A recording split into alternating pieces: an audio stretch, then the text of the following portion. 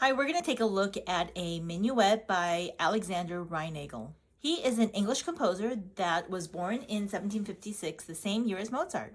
He moved to New York in 1786 and eventually ended up in Philadelphia.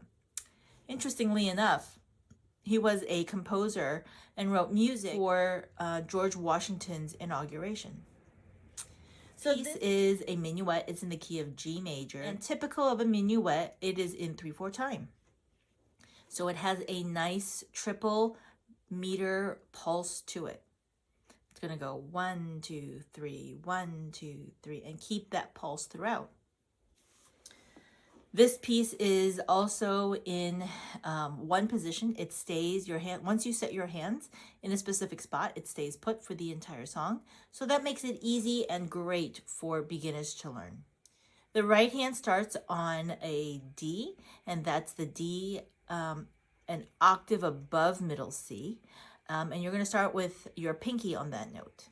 The left hand is going to start with your thumb on a G below middle C. So your hands are in two different positions, but once you get your hand set, it stays put. The right hand will continue on in those positions. You'll have quarter notes, some eighth notes that you'll have to watch out for. But your goal should be to play measures 1 through 8. Just the right hand, getting used to what the notes are and the rhythms. In your left hand, you're going to notice that you have dotted half notes for the entire song. Your notes consist of G, which you'll play with your thumb, and a D, which you'll play with your fourth finger. And if you scan through the entire song, you'll notice a very nice feature. It's G and D for the entire song. So as you learn your right hand, then you'll learn your left hand. And once you get each hand pretty good together with just the first 8 measures in that first section, then you're going to start to put your hands together and play them both together at the same time.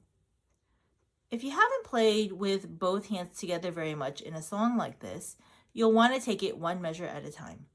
You'll play the first measure with both hands, synchronizing that G and D in both hands, and continuing on with the right hand, and then doing that for the second measure as well. You'll continue on and do all 8 measures like that, doing one measure at a time.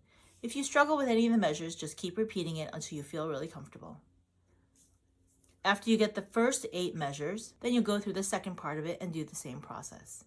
After you get the second part of it, then you'll work on trying to get the whole song, getting that smoothly and flowing all the way through. Once you get all of those notes put together, then you will start working on those little dots that are all above the notes. And those dots tell you that they are staccato. You're going to play it light and short,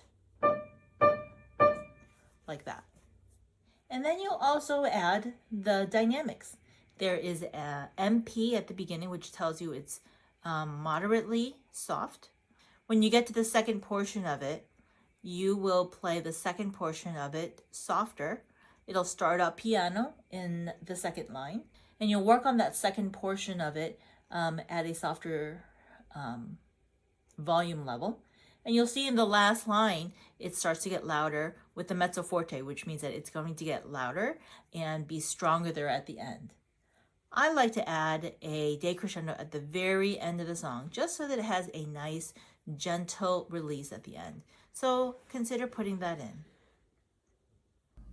There are repeat signs for this song. So the composer intended for you to play the first section, repeat that first section, then you go on to the B section and you play that twice, and that will be the completion of the song. I hope you enjoy working on this song.